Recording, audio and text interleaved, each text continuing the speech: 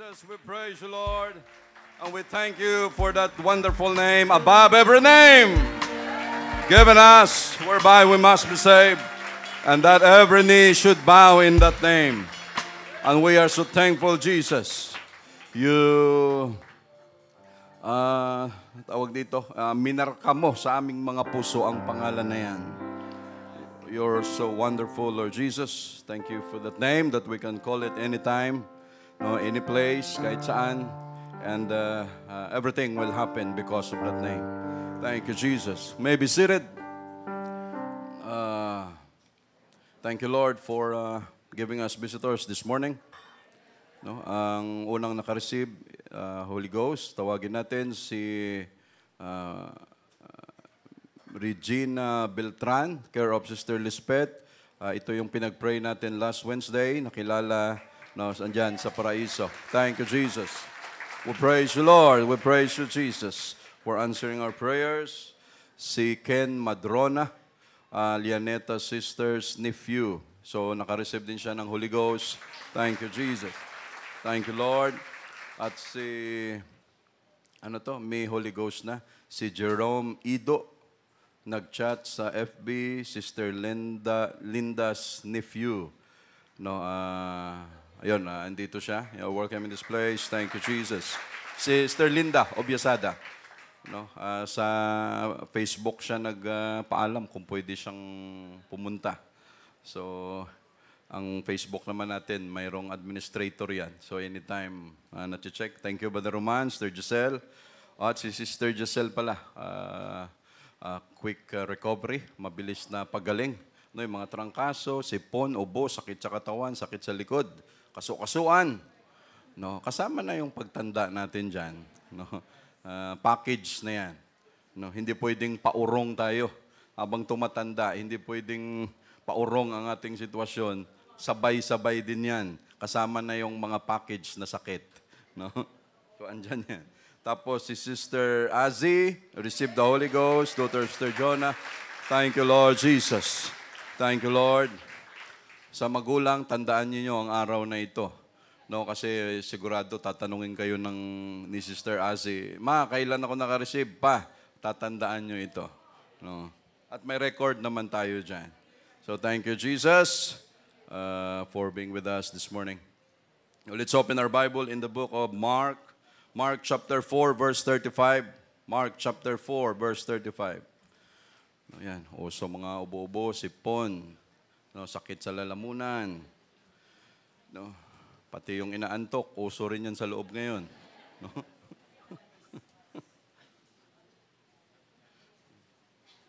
Mark 4:35.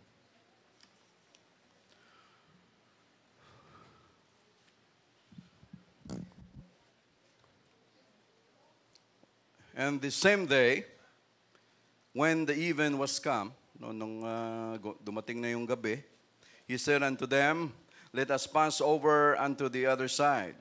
No, sabi ni Jesus, okay. Nung gabi na, sabi niya, tumawid tayo sa kabila.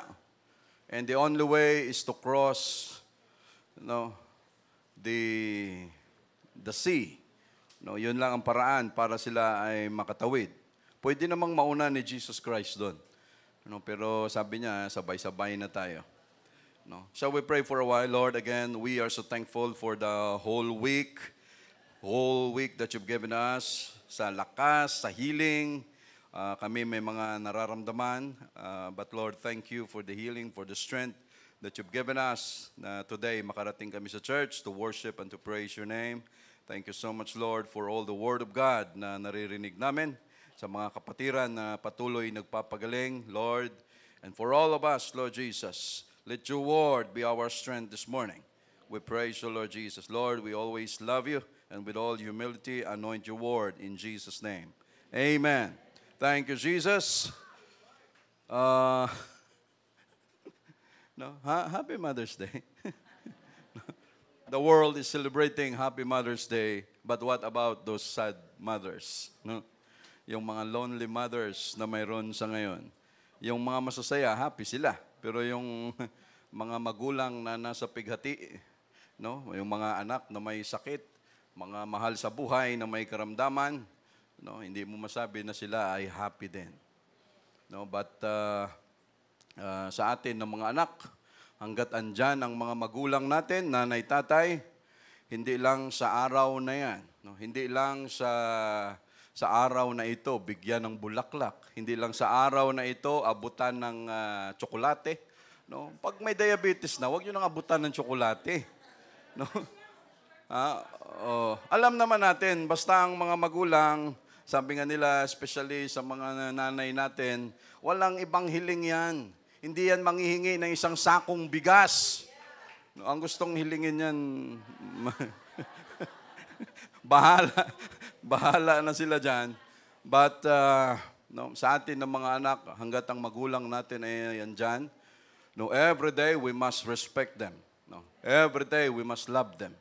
No, every day, no, we must take care of them. No, mahalin natin sila. No, hanggat nandyan sila. Dahil kung wala na, no, hindi wala tayong rewind sa buhay. No, hindi natin pwedeng ibalik kung anong nakalipas na, at kung ano ang nakalipas na, history na yan, at kung anong mayroon ngayon, we must live with it. No, sikapin nating mabuhay sa sitwasyon na ito. No, so hanggat nandyan sila, no, mahalin natin, respetuhin natin. Sa mga young people naman, mga singles, kung may plano pa tayong mag-asawa, no, huwag tayong magmadali. No? Huwag tayong magmadali. No, huwag ka agad, oo ka agad. No, kakatext lang sa'yo, kinagabihan, nag-oo ka na kaagad. Huwag naman ganon. No, huwag tayong rush. No, huwag tayong magmadali. No, pag-aralan, piliin. No? Isa lang naman ang advice lagi, even the Bible. No? Ano ang sabi ng Biblia, kagaya niyan, kung tayo mamimili, hindi ito yung topic natin, but no, kung tayo mamimili, time will come ng mapapangasawa, makakasama sa buhay. No? Piliin natin yung mabuting anak. No, yung mapagmahal na anak, no, yung may respeto, may pagmamahal sa kanyang magulang. No, why? Ang sabi ng Biblia, pag ganon ang bata, siya ay pinagpapala ng Diyos. No, God will bless him or her. Babae man o lalaki. Why? Pag siya bastos, pag siya walang respeto sa magulang, yung nagluwal sa kanya mismo, binabastos niya, ikaw pa kaya? No? Time will come. No?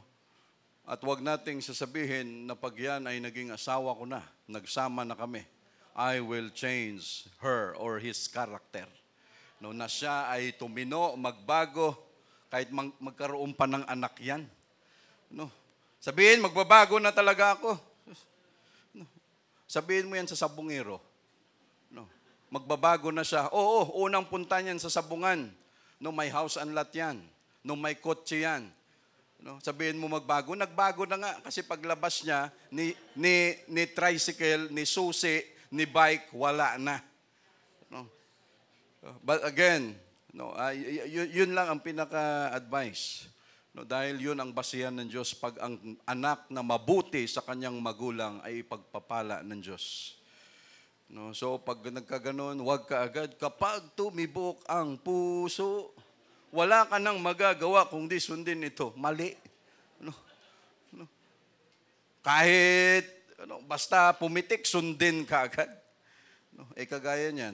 Paano pag nakapirma ka na, nagbugbugan na kayo dyan, no? Sinisipa ka na, so, tapos ikaw naman na babae, para makabawi ka, bawiin mo doon sa niluto.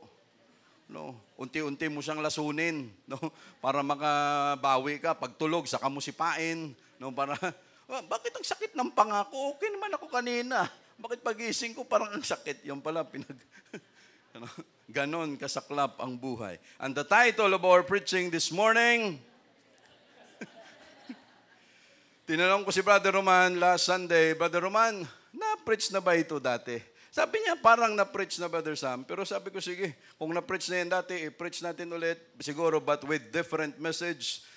Kung ang una, mindset, ngayon, mindset pa rin, lagyan na lang natin ng to. O ano? No? Part 2, mindset. Ito, umpisahan natin. So we say, praise the Lord. Mindset. So, ano ibig sabihin ng mindset? Sabi ng tinranslate sa Tagalog, set ng kaisipan. Yun yung sabi niya. But mindset, paano mag-isip ang isang tao? Paano ang kanyang opinyon? Paano ang kanyang asal ng isang tao sa isang bagay? Mindset. Iba-iba tayo ng kaisipan. Pag pinakitaan tayo ng isang sitwasyon, iba ang paningin ko, pwedeng iba ang paningin mo. Magkakaiba tayo ng paningin. Pwedeng positibo, pwedeng negatibo. Depende. Depende sa intellect, depende sa edukasyon, depende sa influence ng buhay natin, depende sa history, depende sa karakter natin, depende sa lahi natin. Kasi ang mindset na yan, mula bata pa lang tayo, dala-dala na natin yan. Iba-iba. Magbigay tayo ng mga example ng mga Filipino mindset. Mayroon tayo rito, para maging exciting tong usapan natin. Filipino mindset. Alam na natin yan, marami. Pero magbigay tayo ng mga example. Ito, umpisa natin. Crab mentality. Mindset. Kaisipan ng Pilipino.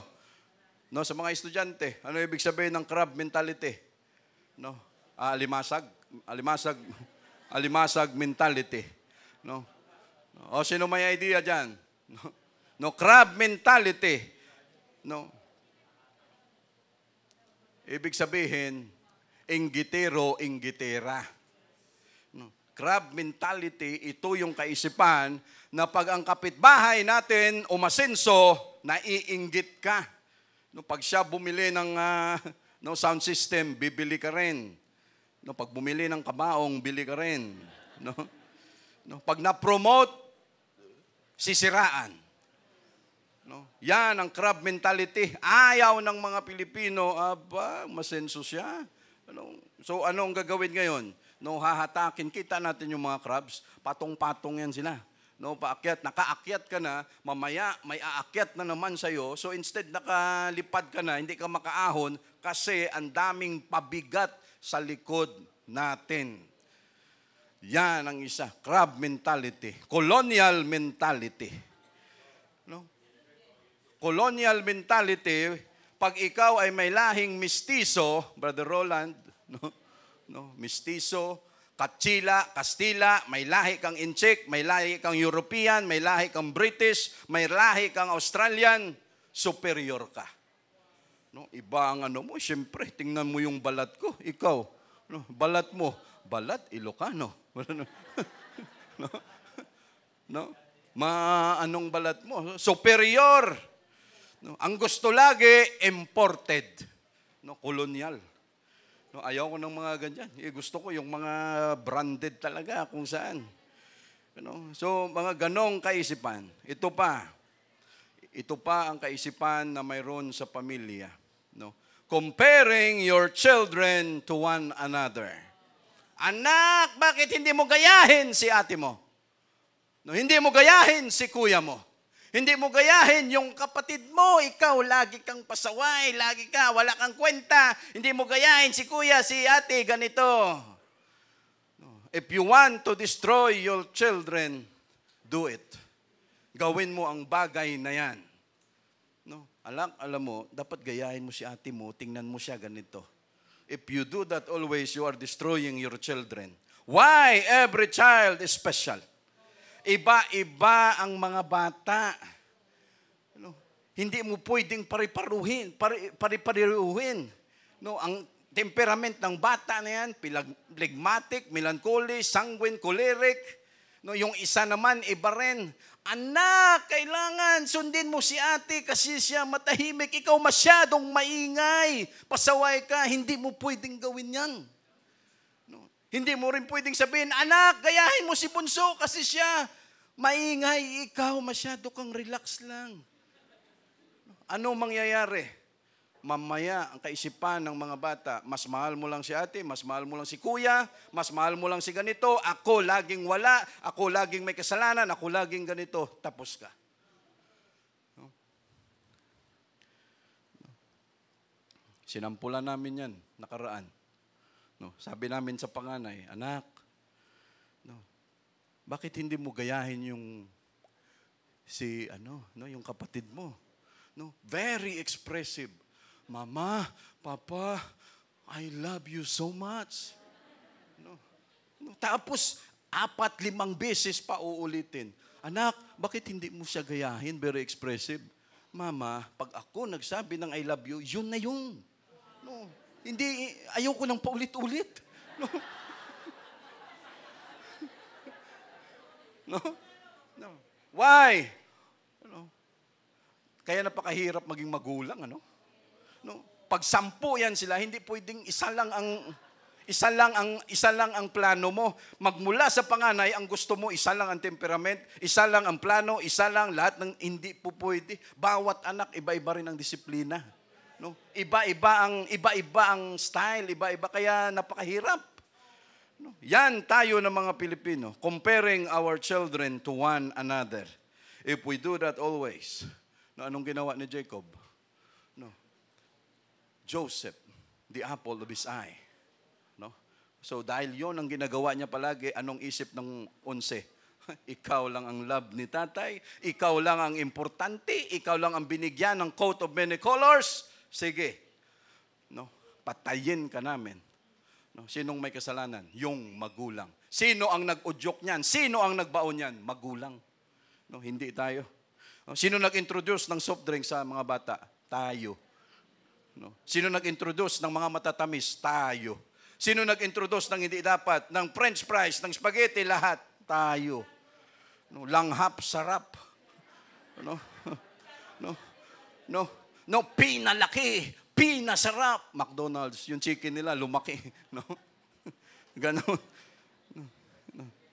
Ano pa ang mga Filipino mindset? No? Mga kaisipan natin ng mga Pilipino. Manganak ng marami, para gawing retirement. No, yun ang ginagawa nating retirement. Manganak tayo ng marami para time will come, anak, para paglaki mo, ikaw mag-asikaso sa akin. Ikaw mag-alaga sa akin. Paglaki mo, anak, ikaw muna mag-aaral.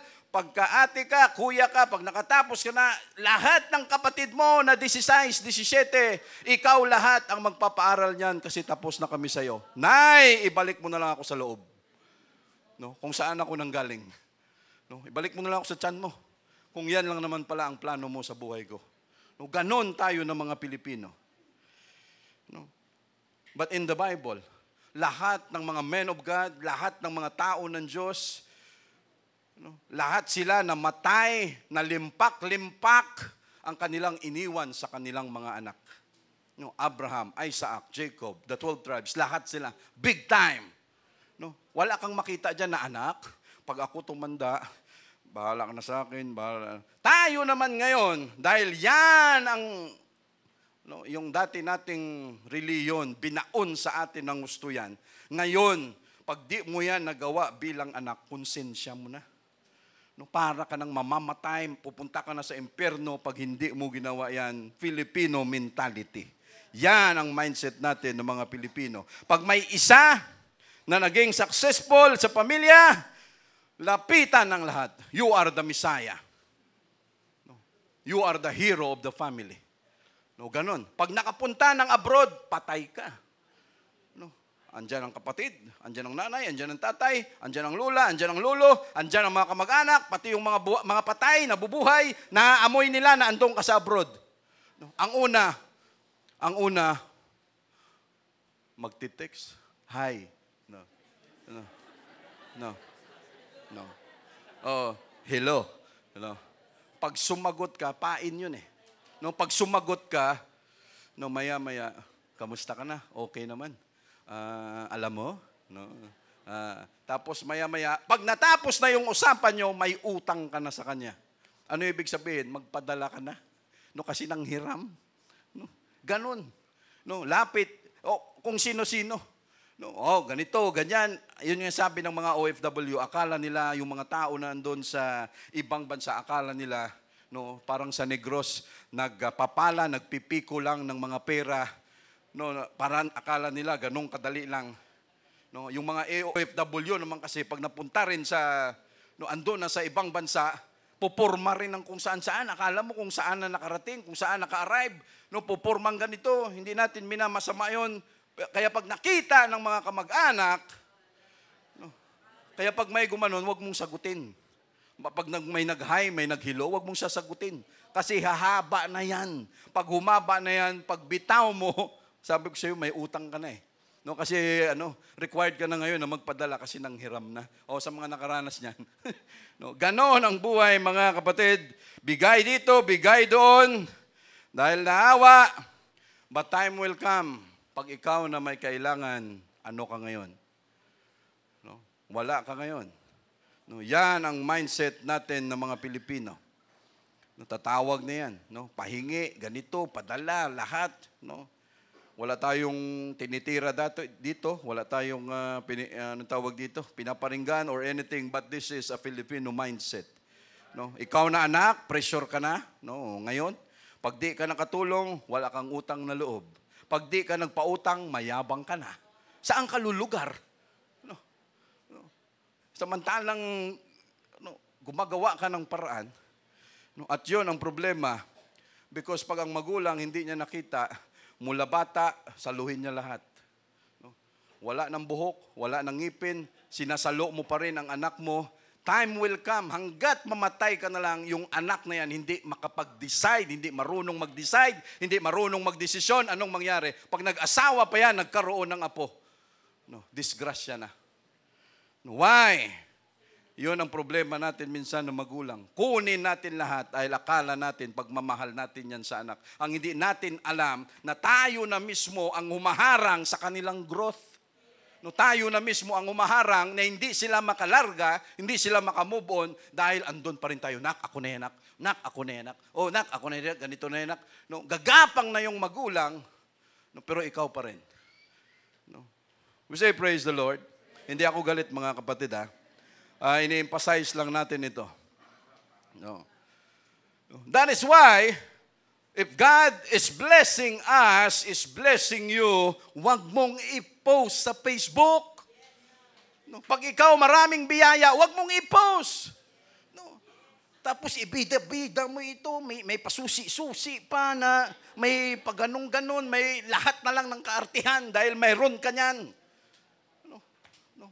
Pati bagong titulo ng lupa mo na nabili mo, pati lapida mo, time will come, ilagay mo na rin sa Facebook. No, para lang mapansin ka. Yung mindset natin ng mga Pilipino. No, pag may kunting biyaya, may kunting ganito, i-post lahat para makita. Sa palagay mo, lahat matutuwa? No, marami dyan, ayaw ng pag-asenso mo. Maraming crab mentality. No, tahimik ka lang, relax ka lang.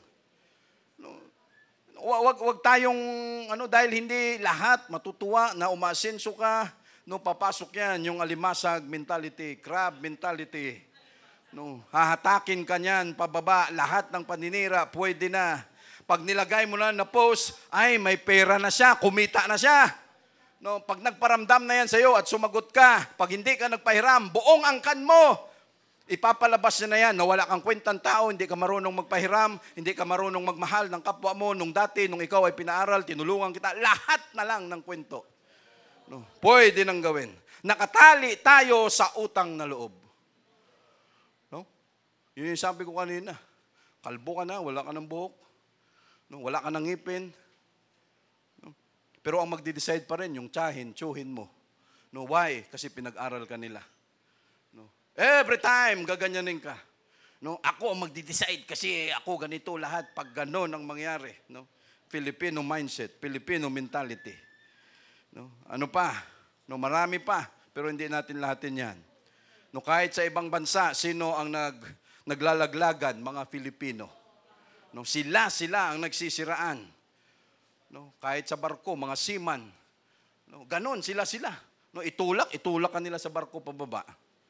No, di bali ng mangutang, basta maraming handa. Oh, mga Pilipino. Ano? Ano? Anak, ano? Importante may handa. Wala nga tayong pera. Hindi, maghahanda tayo. Hayaan mo na yung utang. Bahala na yung pinagutangan natin kung ano. Bahala nang sumakit ang ulo niya. Hindi natin siya mabayaran. No, basta importante makapaghanda tayo kasi birthday ni Apo, birthday ni anak, birthday na ganito. No, di ba, Leo? Saan ba, saan ba na ang kuhanan ng 5-6? Pila tayo doon.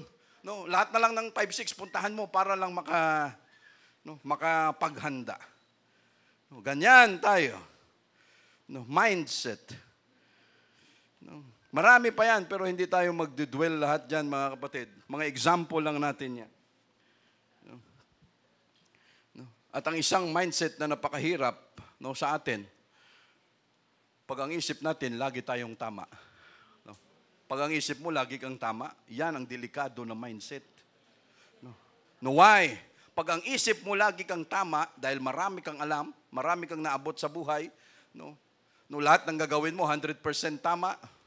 No, you are not open-minded. No, na kung sakali man, ganun pala. No? Pag marami ka ng achievements, marami kang naabot sa buhay, your intellect is so much, dadagdagan pa, may power ka, lahat, tapos ikaw nagkakaedad. Ang mahirap, tanggapin na ikaw nagkamali. No? Amen, Brother Ed? No, hindi yan. No, ganun pala. No? But God has given us the Holy Ghost. No? He has not given us the spirit of fear, but of power, of love, and of a sound mind. No? And anytime, because of the Holy Ghost, He has given us the sound mind. No? Ang gustong mangyari ng Diyos, na baguhin ang ating mindset, worldly mindset, into His mindset. No, yun ang gustong gawin ng Diyos natin, mga kapatid. No, pag lagi ka namang mali, ang isip mo lagi ka ring mali, delikado rin. Why? Wala ka ring self-esteem, mababa ang pagtingin mo sa sarili mo, lagi kang mali, laging ganito, wala ka na rin kumpiyansa sa sarili mo. Ibig sabihin, balance lang. No, pag mali, we must accept na tayo ay nagkamali. Pag kailangang baguhin, we must do something na yan ay kailangang baguhin. No, sa verse 35, hindi pa tayo nakapunta rito. No, so, and 36, and when they had sent away the multitude, they took him even as he was in the ship, and there were also with him other little ships. No, so tumawid na sila at may sumabay doon na iba pang mga bangka na maliliit. And there arose a great storm of wind, and the waves bit into the ship so that it was now full. Is it a coincidence? Na biglang nabuhay, biglang bumangon ang bagyo at pinagpapalo, gustong wasakin ang kanilang bangka. Ito ba ay coincidence lang? No, ito ba ay nagkataon lang? But if you want to go with Jesus, if you want to follow with Jesus, be ready to be tested anytime. No, pag gusto mong sumama kay Jesus, yung mga disciples sinasamahan nila si Jesus, they must expect to be tested anytime. No, kasi anytime pwede silang subukan ni Jesus. No, it was not a coincidence. No, nabigla silang binagyo, lumakas ang alon, binabalya ang kanilang bangka, no, madami ng tubig na pumasok sa loob at pwede na nilang ikalunod ito. No, pwede na nilang ikamatay. No, sakto naman. So ano ang mindset natin dito? No, bakit pa ako sumama kay Jesus sa bangka na ito?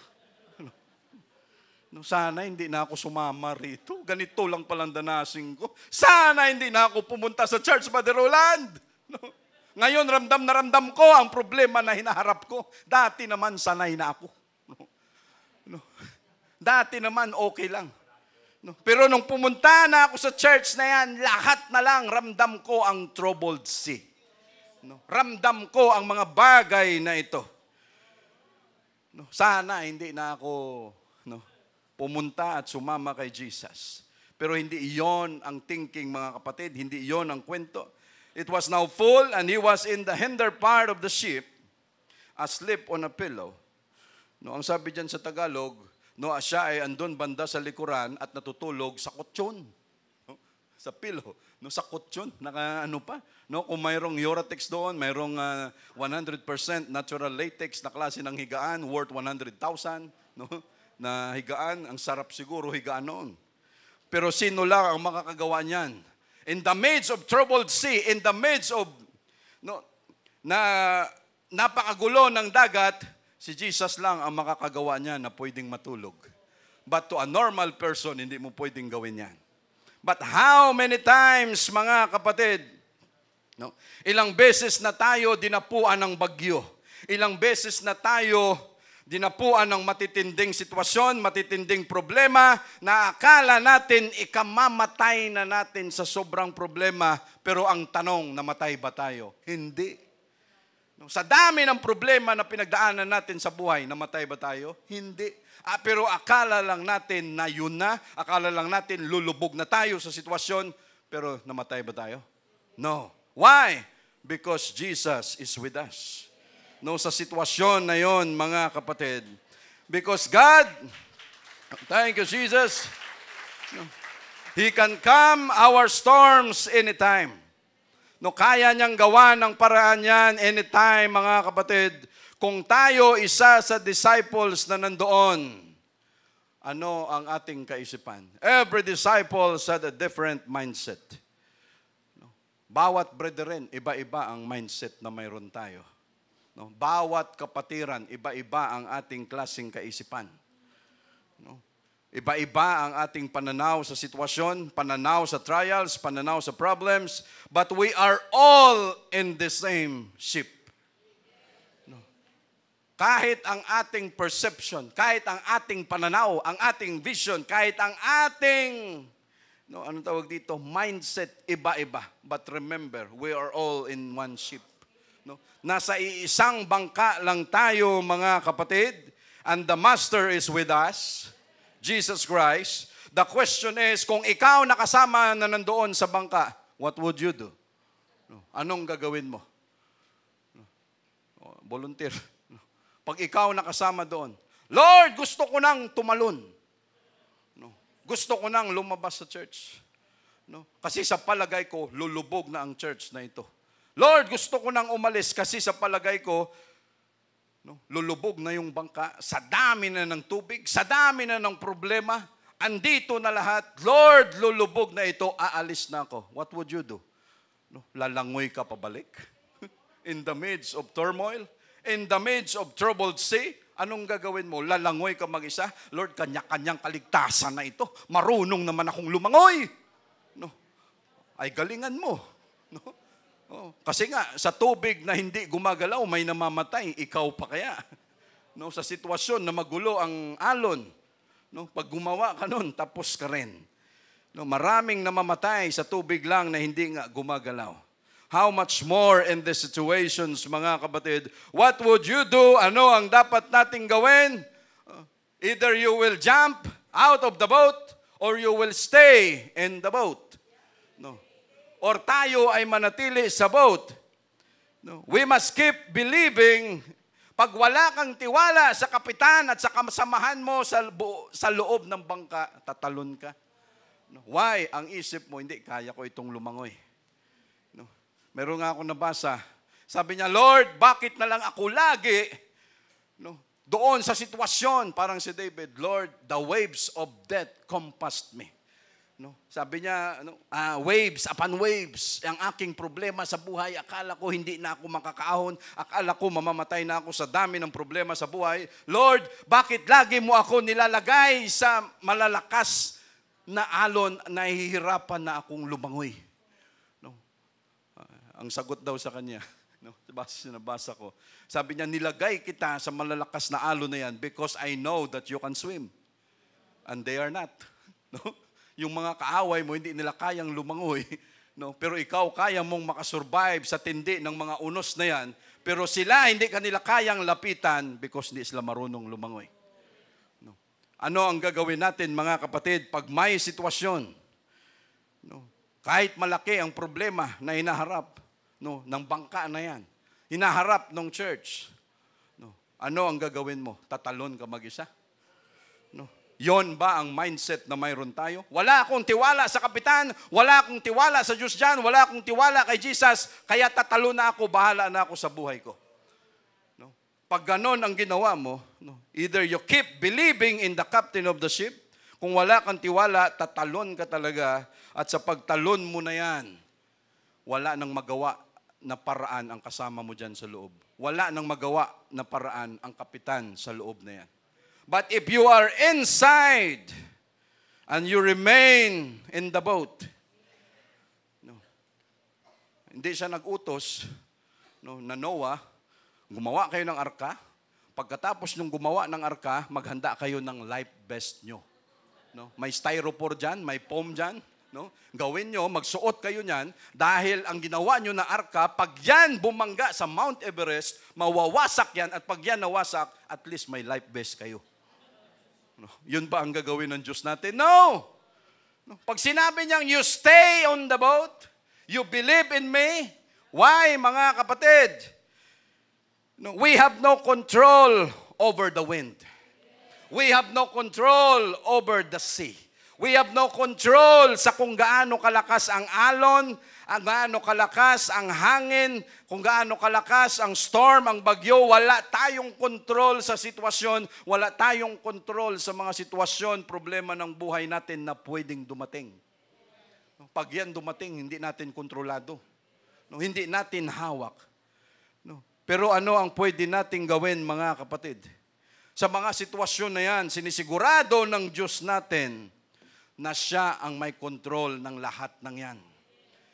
Ano ang gustong makita ng Diyos? Ang gusto niyang makita at mangyari na sa bawat issue, problema ng buhay natin, natuto tayong tumawag sa Kanya.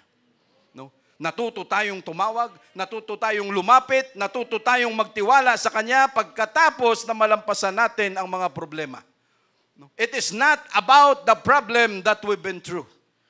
Hindi ito tungkol sa problema ng mga nararanasan natin sa buhay, mga sakit pag naranasan natin yan. It is not about the problem, big or small, but it is how we believe and trust in Jesus Christ in time of our troubles, in time of our problems, mga kapatid. No, mindset. No, mindset natin, mamili ka. No, malulunod ka sa problema o magtiwala tayo sa Diyos. Nasa atin yun.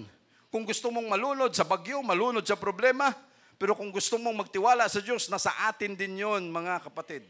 Why? He can control it anytime. No, kayang gawa ng paraan ng Diyos. No, so that it was now full. No, malapit nang mapuno. No, and he was in the hinder part of the ship, asleep on a pillow, and they awake him and say unto him, Master, carest thou not that we perish? Ang Diyos, para bang Lord, talagang nananadya ka, no? No? No? Ganito na yung sitwasyon natin dito, nakuha mo pang matulog. No? No? Wala ka bang, Lord, thou carest not us? No? No? Tayo ay mamamatay na dito, no? Malulubog na tayo dito, wala ka bang pakialam, natutulog ka lang? No? No? Ang Diyos natin minsan parang nananadya, no? Ang dami nating hinaharap sa buhay. Problema sa trabaho, problema sa pamilya, problema sa sarili, problema sa kalusugan. Lahat ng yan. At akala natin minsan, Lord, parang wala kang pakialam sa amin. Lord, ang tagal ko ng prayer, parang walang nangyayari. Lord, tinutulugan mo ba kami? Lord, parang hindi ka uma-action. No, parang wala lang. Relax ka lang dyan. No, parang ganun ang nangyayari. No, Lord, bakit wala pa rin sagot? Lord, mamamatay na kami sa problema na ito. Lord, bukas, andyan na si Judith. Lord, wala pa rin. Lord, kailan ba talaga? Akala mo, mamamatay ka na. Akala mo, mamaya may barangay na dumating. Kasi nireklamo ka na, andun na, nagpadala na ng sulat, may legal office na sinasabi, Sir, ma'am, pag hindi ka pa rin nakaano, mamaya, no, lawyer na yung kakausap sa'yo, no, nasa legal office na ito, no, kung ano-ano na lang, Lord, wala kang ginagawang paraan, natutulog ka pa rin. No, relax ka pa. Ay, hindi apektado ang Diyos natin sa problema natin. No, tayo lang ang apektado ng problema natin. Hindi siya. No, pero tayo, takot na takot na. Hindi kaya ang gustong makita ng Diyos natin, mga kapatid, ang gustong makita ni Jesus, na pag may problema tayo, kalmado lang. Brother, may problema ako, relax lang. Brother, hindi ako ganun kasi sanguine ako talagang ang phlegmatic, melancholy, malaki na rin ang problema, pero relax lang. Hindi kaya ang gusto niya, dapat tayo ay kalmado lang. Wag mag-alala, wag tayong magpanik sa problema na pwedeng mayroon tayo. Kasama natin siya. Kalma lang tayo dahil what? Kalma tayo dahil may tiwala tayo sa Kanya. Ano ang nangyayari, mga kapatid? Dahil sa sobrang takot natin minsan sa sitwasyon. Ito. And he was in the hinder part, doon sa likuran, natutulog. May unan pa. Yun ang pinakamahirap na part. Yung matulog ka sa bangka, even sa barko, na binabalya kayo, napakahirap matulog nun. Hindi mo makuhang matulog, kahit ipikit mo yung mata mo, sukang-suka ka pa rin. Di ba, pumunta kami ng Quezon. Yung mga boys, kami. Excited kami lahat. Sige, mamangka tayo. Umupa kami ng pambot. Malaki rin. Kasya kami, ang dami namin. Sige, excited lahat. Talagang, parang naka-battle gear lahat. May suot-suot na life vest. Kompleto lahat. Sabi ko, sige. Sabi ko, tingnan natin mamaya. Yung alon, gumugulong. Sabi ko, mga ito, hindi pa nila naranasan to. Sabi ko, sige, punta tayo. Excited Yung excitement, ang dami na. Hindi nila nakita, pumuputi yung laot. Ibig sabihin, gumugulong yung alon. Sige, punta tayo. Punta kami doon. Pagdating doon sa gitna, ay ako, tuloy-tuloy lang ako doon. Kahit walang kumakagat. Pagtingin ko sa kanila, mayroong, yung para, mayroon naman, nakaganon na doon sa bangka. Mayroong, akala ko ba pamimingwit ang punta natin dito? Yun, may nagsuka ba doon? Wala na, nakaganon na lahat. Why? Hindi na-enjoy ang pamimingwit sa sobrang hilo, sa sobrang lakas ng alon, wala nang nangyari sa pamingwit kasi lahat nakaganon na lang. Hindi na kaya. Naranasan namin yan doon. But again, mga kapatid, sa sitwasyon nila, and they awake him, ginising nila si Jesus, and they say unto him, Master, carest thou not that we perish? Ito, mga kapatid, number one, tama ang kanilang nilapitan. Sa panahon na sila troubled na, walang tumalon. Paano kung mayroong isa na member ng apostle, ng disciple, ang kanyang mindset iba? Brother Norman, gusto ko nang tumalon. Sasama ka? Kasi yung master natin, tinutulugan lang tayo, walang pakialam. Gusto ko nang tumalon, Brother Norman, sasama ka ba? Gusto ko nang lumabas ng church, sasama ka? Kung yan ang plano mo, bahala ka sa buhay mo. Ba't mo pa kami idadamay? We have the captain in the ship. We have Jesus Christ. As long as andito tayo, mga kapatid, God is protecting us. Tama ang kanilang tinawag, Master, asan ka ba? Tulungan mo na kami. Hindi ba alam ni Jesus na troubled na yung paligid? Alam niya. Hindi ba niya alam na binabalya na sila? Alam niya. Pero saan interesado ang Diyos? Hindi siya interesado doon sa problema, sa alon, sa bagyo, sa hangin na inaharap ng mga apostles. Hindi siya interesado doon. Ang gusto niya, mabago ang mindset ng mga apostles na kahit ganon ang mangyari, you trust me. Walang tatalon. Magtiwala kayo sa akin, tawagin nyo lang ako dito. Why? Anytime can solve our problems. Anytime God can change the situation. Ang gusto niyang makita, mga kapatid, ang gusto niyang makita kung ano ang reaksyon natin sa bagyo na yun. Why? Anytime kayang gawa ng paraan ng Diyos. Hindi niya issue kung pakalmahin yung dagat, yung alon, yung bagyo, yung hangin, hindi issue sa Diyos yan. Ang issue sa Kanya, ito sumama sa akin, may tiwala ba ito sa akin? Wala. Ito naglilingkod sa akin, may tiwala ba ito sa akin o wala? No, baka mamaya, pag sinampulan ko na ito, no, baka mamaya, sa tindi ng hinaharap ng bangka na yan, baka ito magsarili ito. No, baka ito gumawa ng paraan ito. No, pwedeng mangyari. Pero ano ang ginawa ng Diyos natin, mga kapatid? Anong ginawa ni Jesus? No, and He arose and rebuked the wind and said to the sea. May nakagawa na ba nito? Pag tayo gumawa niyan, sabihin sa atin, baliw. No, ikaw na hangin. No, nung Huwebes, ang lakas ng ulan sa QC, tsaka lalo na sa Manila nung time na yon.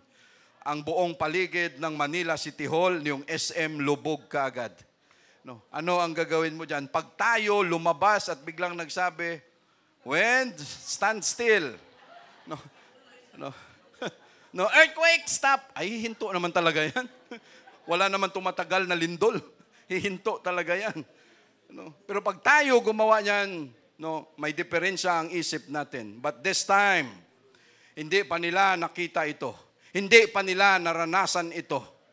No, they rebuked, and He arose, bumangon siya, and rebuked the wind, and said unto the sea, peace be still. No, simple lang. No, why, mga kapatid? Ano ang umiiral? Ano ang kaisipan ng mga disciples? Takot, baka sila malunod. No, ano ang ginawa ng Diyos nila? Ano ang ginawa ni Jesus Christ? No, sa sitwasyon na hindi natin kaya, ang sitwasyon, ang Diyos na ang gumagawa ng paraan para kumalma ang ating sitwasyon sa buhay. Ang problema natin, kung ano man yan, ang Diyos na mismo ang gumagawa dahil tumawag tayo sa Kanya, anong gagawin ng Diyos? Okay, dahil sa takot na nangingibabaw sa Kanya, ako na ang gagawa ng paraan. No? Pero ano ang sinasabi dyan mamaya ni Jesus? No, where is your faith? No? Parang gustong sabihin ni Jesus, yung bagyo, yung alon, yung hangin, no, walang problema sa akin yan. Ang gusto kong makita, kung may tiwala na sa kayo sa akin sa ngayon, pag kayo may problema, hindi na kayo nagpapanik, hindi na kayo kung ano-anong ginagawa na nininervyos. No? Ibig sabihin, may tiwala na kayo sa akin dahil kasama nyo ako rito. No? But if not, ganito ang pwedeng mangyari, mga kapatid. No, siya ang may control ng lahat ng yan. But God wanted to see if we have already, kung mayroon na tayong faith, no, sa Kanya nakasama natin siya. No, peace be still. Ganun lang kasimple, ano? No. Siya lang makagawa nito at wala nang iba pa. No. Ilang beses na rin naming naranasan yan sa pangingisda. No. Pero ni minsan, no, kahit anong sigaw mo dyan, no, kailang kaya matitigil ang bagyo, kailang kaya lahat, no, ganun pa man. No, pero ito, mga kapatid, biglang gumising si Jesus Christ, no, siguro yung number one, yung sabi nga nila, yung taong tulog, huwag mong gisingin. No, dahil madidisgrasya ka, mainit ang ulo niyan. No, pero sila, ginising nila si Jesus Christ, no, kalmado lang, ano.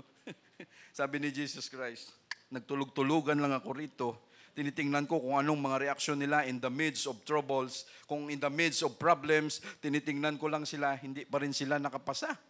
No? So ano ang gagawin ko? Sige, no, tayo na lang ako rito, bangon na lang ako. No, okay. No. Failed ang testing sa ngayon. No, hindi sila nakapasa. No. Dahil no, si Jesus na ang gumawa ng paraan, no, siya na ang bumangon, at simple lang ang kanyang ginawa, okay, tama na. No, hindi pa nila kaya. Anong nangyari, mga kapatid? Kumalma ang dagat. Kumalma ang sitwasyon. Kumalma ang buhay natin. But imagine, no, if Jesus was not there, kung ang Diyos natin wala sa simbahan na ito, kung ang sitwasyon ng problema natin, sitwasyon sa buhay natin kung wala siya, no, ano na kaya ang sitwasyon natin sa ngayon? Ano na kaya ang pwedeng mangyari, mga kapatid? But God is with us. He is in the ship. Thank you, Lord Jesus. Can we clap our hands to Jesus? No. Again, God wanted to change our mindset from focusing on the problems to focusing our faith in Him. No? Instead na mag-focus tayo dito sa mga bagay na kinakatakutan natin, mag-focus tayo sa Diyos. Mag-focus tayo ng pananampalataya sa Kanya, mga kapatid, mula sa matatakutin into courageous. Mula sa nagpapanik, kalma lang. Kalma lang tayo. To our young people, you are the future generation of our church. Of our church, of this church. And your mindset would be in the church always. Sa mga kabataan natin, sa mga papalaki na, susunod na henerasyon. Our mindset would be in the church always. What can I do for the church? Yan ang kaisipan natin dapat. Why? Again, we are the future generation of this church. I will be faithful in church always. I will commit my life in Jesus. Mindset. Ngayon pa lang, isettled na natin, especially to our young people, ang puso at isip natin sa church kay Jesus. Your mindset must be different from your colleagues. Sa trabaho. Hindi pwedeng pareho ang mindset ninyo. Hindi pwedeng pareho ang ating kaisipan sa kanila, sa mga nagtatrabaho, mga kasamahan sa trabaho. Ang mindset nila pag nakatapos ng trabaho, hindi yan uuwi, pupunta yan sa bar, pupunta sa inuman, kung ano pa man. Ang mindset natin hindi ganun. Especially on a Wednesday. Ang mindset natin iba. Lord, pareho kami ng trabaho, magkaibigan kami rito, pero hindi pwedeng ang isip namin ay pareho. I have a different mindset, and that is for Jesus. In our work, in our office, in our friends, because we are peculiar, mga kapatid. Ngayon pa lang, we must develop our concern in church. Ngayon pa lang, kabataan, young people, turuan na yan natin sila na ngayon pa lang ang concern nila yung church natin. Develop our initiative in church. I-develop natin yan ngayon pa lang. Because we are the future generation. Develop our camaraderie in church. Develop our relationship in church. Develop our giving in church. Develop our responsibilities in church. Lahat ng ito, mga kapatid, and develop our love, our passion, our interest in church, and we must develop how to depend on Jesus Christ. Ito lahat, mga kapatid, mindset natin ito. Sa isang pamamahay lang, o kanina, bago tayo pumunta rito, pare-pareho ba tayo ng mindset? O mayroon na namang sinisipa sa higaan? Malilate na tayo pag hindi ka pa bumangon dyan. Tama na yan, tulog na yan. At ang mindset natin, every time na tayo ay may klase sa church, we must be a good example. Especially pag tayo ginagamit dito. Hindi dahilan, sasabihin mo lang, hindi ako makarating sa ngayon. Dahil talagang napagod ako. Hindi natin pwedeng idahilan lang yan. Because God is the one who's given us the strength all the week. From Monday, Saturday, lahat siya nagbibigay ng lakas sa atin. Pagdating ng Sunday, sabihin natin, Lord, wala na akong time para sa'yo. Mali na mindset. Mali na kaisipan. Say, praise the Lord. And the wind, sa verse 39, and the wind ceased, and there was a great calm. Biglang kumalma ang lahat. Dalawang kwento sana to, mayroon pa sa Old Testament, pero mukhang hindi natin kakayanin. And he said unto them, why are ye so fearful? And how is it that you have no faith? Nadismaya si Jesus Christ, Sabi niya, ako na gumawa ng paraan. Hindi kayo pumasa sa test. Nangarag kayo, natakot kayo, nagpanik kayo. Pero ang kagandahan, tumawag pa rin kayo sa akin. So ako rin ang gumawa ng paraan para kumalma na yung trouble, kumalma na yung bagyo, kumalma na yung hangin. Ako na lahat ang gumawa ng yan. Ako na dismaya lang dahil nasaan ang inyong pananampalataya. Na sana hindi ganun ang nangyari. That is why, sabi ni Jesus, why are you so fearful? May naramdaman ka lang kunti. Lord, saan kaya patungo? Sabihin ng doktor, magpa-ultrasound ka. Bakit pa kasi nagpa-ultrasound Lahat na lang. Lord, ayaw namin pumunta dyan kasi pag ganun ang nangyari, o magpa-check up ka, magpa-CT ka, lahat na lang ganito. No. No. Ganon ang pwedeng mangyari, mga kapatid. No. But again, our mindset would be different. No. Ilagak natin sa Diyos, mga kapatid. No. Kung ano man yan. No. And even, ganito. Isisingit ko ito. No one in particular. Ang mindset natin dapat iba. We must love one another. Kung mayroon man tayong mga kasamaan ng loob sa church, hindi dapat mangingibabaw yan. At kung tayo man ay mayroong kapatiran na hindi mo magustuhan, huwag mo lang ikwento sa iba. Na hindi mo siya gusto. Kasi baka hindi ka rin niya gusto. Ay, sister, sinabi mo sa akin yan. Ganon din ang sinabi niya sa akin. Hindi mo siya gusto, hindi ka rin daw niya gusto. Huwag ganon. No, we must love one another, mind one another, care one another. Pag may ganong pakiramdam, hayaan mo lang yan, huwag mo nang pansinin yan, huwag mong entertain, huwag mong ikwento sa iba. Dapat mangibabaw ang pagmamahal. Why? This is the danger, mga kapatid. We must love one another. Brother Norman is my brother. Pag masama ang loob ko sa kanya, ikwento ko sa iba. Ano ang danger? Ang danger ganito. Ikwento mo ngayon. Pag ikukwento ko kay brother Roland, si Brother Norman talagang masama ang loob ko dyan, ganito sa ganyan.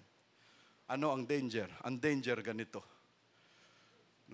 Marahil yon ang pakiramdam mo sa kanya.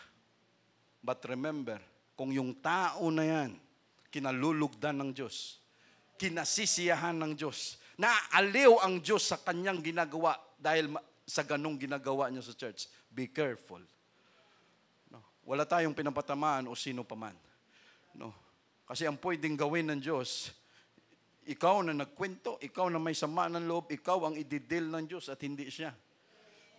Why? Dahil tayo ang may sama ng loob. Tayo ang may ugali na dapat i-repair. Tayo ang may ugali na dapat isipin. That is not the mindset of God, mga kapatid. At isingit ko na rin, again, baka makalimutan ko, dapat nakaraan pa ito.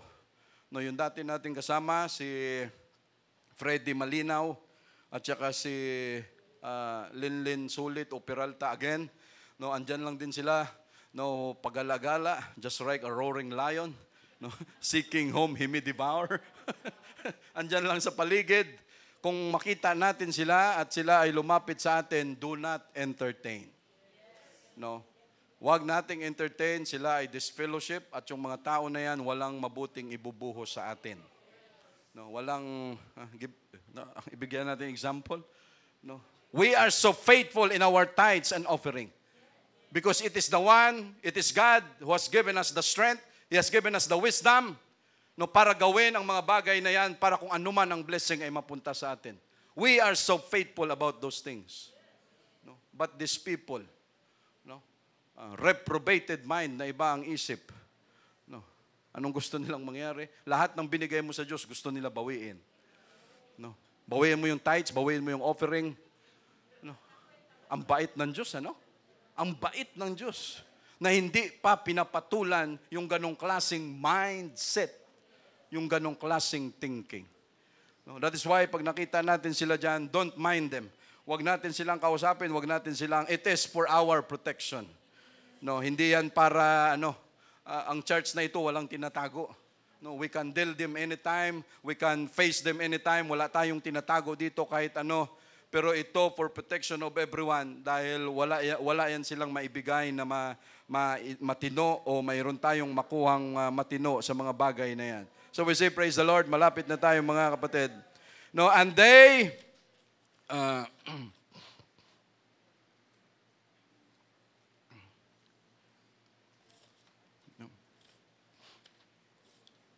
konti na lang, mayroon na akong babasahin, hanapin ko lang mga kapatid. Ito yung notebook ko kasi na hindi pwedeng hiramin ng kung sino-sino eh. Pag nihiniram nila ito, hindi talaga kasi nila mababasa. No, mula high school, mula college. No, kawawa lang yung manghihiram. Wala talaga siyang makukopya. Kahit ako minsan nahirapan tumingin eh. No? Kahit anong style ko na magdahan-dahan, pagandahin, mapapagod lang ako. No? Bumabalik pa rin sa original. And that is our uniqueness. No, iba-iba. And he said unto them, why are you so fearful? How is it that you have no faith? And they feared exceedingly, and said one to another, what manner of man is this, that even the wind and the sea obey him? Mas lumala ang kanilang takot, hindi doon sa bagyo, hindi doon sa malakas na alon.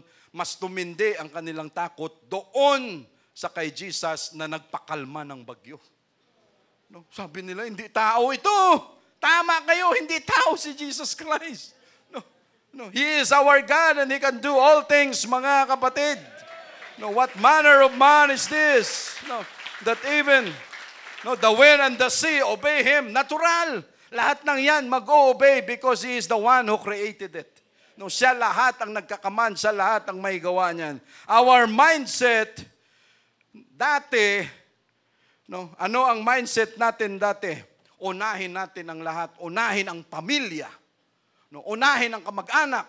Unahin ang apo. Unahin ang anak. Unahin ang pamilya. Unahin ang kaibigan. Unahin ang lola. Unahin ang lolo. Unahin ang trabaho. Unahin ang sarili. Yan ang mindset natin before. At latak na lang sa Diyos. Kung may maibigay man tayo sa Diyos, Lord, huli ka na. Anak ko ito. Apo ko ito, pamilya ko ito, kamag-anak ko ito, unahin ko muna sila, huli ka na. Kasi andyan ka lang naman. Yan ang mindset natin before. No. Pero hindi tayo nahiya sa Diyos. No. That every time we have needs, pag may kailangan tayo, siya ang nauuna. No. Lord! Lord!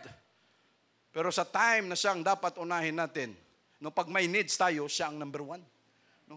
Pero pag yung oras na para sa atin at para kung ano-ano pa man, siya ang nahuhuli. Kawawa ang Diyos natin. But gustong baguhin ng Diyos natin yan, mga kapatid. Huwag natin siyang bigyan ng latak na oras. Huwag natin siyang bigyan ng para bang dahil wala na tayong option, sige Lord, sa iyo na ito. No, huwag ganun. Mali ang ating formula.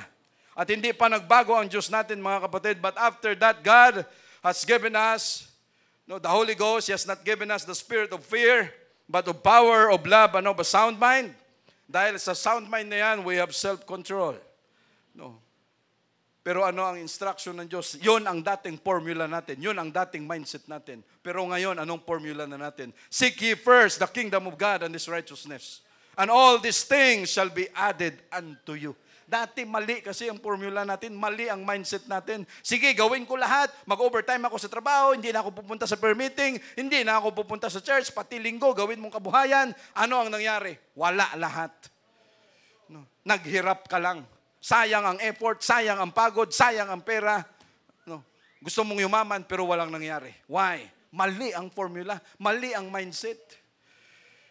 Usap-usapan nga namin dyan, God can give us always ideas. God can give us always abilities na pwede nating magamit sa church. Kahit sino pa man talent, pwedeng ibigay ng Diyos sa atin yan para magamit tayo dito sa church.